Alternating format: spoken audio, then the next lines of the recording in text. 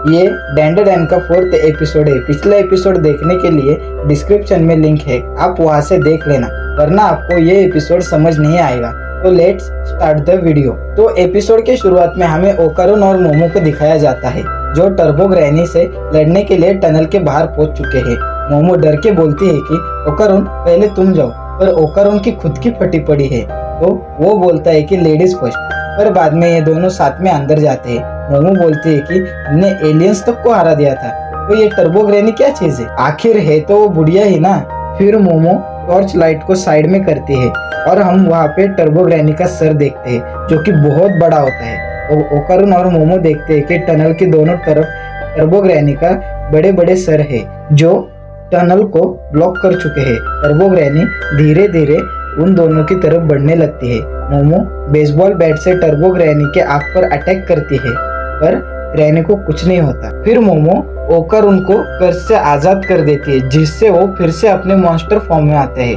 पर हम देखते हैं कि जैसे ही ओकारुन टर्बो ग्रैनी की तरफ जाता है, तो हम देखते हैं कि ओकारुन फिर से नॉर्मल हो जाता है। मोमो और ओकारुन सोचते हैं कि ये कैसे हुआ। तो टर्बो ग्रैनी बोलती है कि मैंने इसके बॉल इसे वापस लौटा दिए, इसलिए ये अब मेरे पावर्स नहीं यूज करता। फिर टर्बो ग्रैनी उन दोनों को खाने लगती है। तभी मोमो को अपने दादी की बात याद आती है कि टर्बो ग्रैनी को रेस के लिए उकसाने का, और फिर मोमो टर्बो ग्रैनी को रेस के लिए चैलेंज करती है। टर्बो ग्रैनी नॉर्मल फॉर्म में आ जाती है और बोलती है कि फिनिश लाइन कहाँ है। तब मोमो बोलती है कि हम टैग खेलेंगे, अगर तुमने हमें पकड़ लिया तो तुम जीत गए। तुम 10 मिनट तक गिनना, उसके बाद हमें पकड़ने आना होगा। अगर तुमने चीटिंग की तो तुम्हारी इज्जत मिट्टी में मिल जाएगी। फिर टर्बो ग्रैनी मान जाती है। फिर मोमो और ओकारुन भागने लगते हैं। हम देखते हैं कि टर्बो ग्रैनी गिनती काफी तेज करती है, 1 मिनट को 1 सेकेंड की तरह बोलती है, जिससे ये लोग टनल के बाहर भी नहीं जा पाते और गिनती खत्म हो जाती है। जिसके बाद टर्बो ग्रैनी मोमो को पकड़ लेती है। मोमो जाल के अंदर फंस जाते हैं और ओकारुन मोमो को निकालने की कोशिश करता है।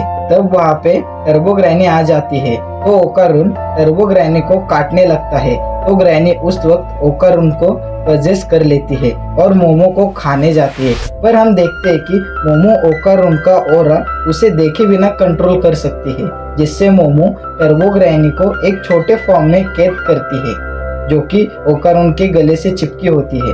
टर्बो ग्रैनी छूटने की कोशिश करती है, तभी हम वहाँ पे एक बहुत बड़े खेकड़े को आते हुए देखते हैं, जो कि एक भूत होता है, जिसमें बहुत सारे कैद आत्माएं होती है। मोमो और ओकारुन भागने लगते, खेकड़ा उन दोनों के पीछे पड़ जाता है। फिर ओकारुन फिर से ट्रांसफॉर्म होने की कोशिश करता है और ट्रांसफॉर्म हो जाता है, और वो वहाँ से भागने लगता है और पहाड़ से उड़ी मार के नीचे जमीन पे गिर जाता है। टर्बो ग्रैनी बोलती है कि तुम मेरे पावर्स ऐसे इस्तेमाल नहीं कर सकते। फिर हम देखते हैं कि वो खेकड़ा वहाँ पे आ जाता है, वो उनका पीछा करने लगता है और मोमो और ओकारुन फिर भागने लगते हैं। भागते भागते वो एक बिल्डिंग में जाते हैं, जहाँ पे गर्म पानी होता है। तो जैसे ही खेकड़ा वहाँ पे आता है, तो मोमो ऊपर लगे हुए पाइपलाइन को तोड़ देती है, जिससे गर्म पानी खेकड़े पे गिरता है, जिससे उसका मांस सख्त होने लगता है, जिससे वो हिलना बंद कर देता है। तो मोमो और ओकारुन मौका देखते ही वहाँ से निकल जाते हैं। जैसे ही ये दोनों रोड पे आते हैं, तो वहाँ पे बहुत सारे लोगों की आत्मा भागकर इनके पास आने लगती है। टर्बो ग्रैनी बोलते हैं कि बाजू में कब्रिस्तान है, तो मैंने वहाँ से बहुत सारी आत्माओं से मदद मांगी, और वहाँ पे वो खेकड़ा वापस आ जाता है। तो मोमो बोलती है कि ओकारुन को वापस ट्रांसफॉर्म होना पड़ेगा, वरना ये इन सबसे नहीं बच पाएंगे। तो ओकारुन फिर से ट्रांसफॉर्म हो जाता है। फिर ओकारुन अपनी स्पीड और मोमो से अपने पावर से उन आत्माओं के बीच में से भागने लगता है। भागते भागते वो दोनों रेलवे के नीचे आ जाते हैं। हम देखते हैं कि मोमो ने गलती से टर्बो ग्रैनी को रिलीज कर दिया, जिससे वो अब ओकारुन के गले से छूटकर बाहर आ जाती है और बोलती है कि तुम्हें मेरी रिस्पेक्ट नहीं की, इसलिए मैं तुम्हें नहीं छोड़ूंगी।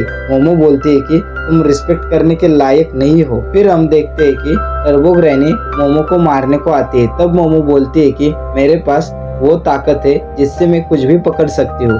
उसी वक्त एक ट्रेन ऊपर के ब्रिज से गुजरती है, तो मोमो अपने पावर से ट्रेन को पकड़ के ओकारुन को लेके ट्रेन पे चढ़ जाती है और टर्बो ग्रैनी को चकमा देके निकल जाती है। टर्बो ग्रैनी उनका पीछा करती है।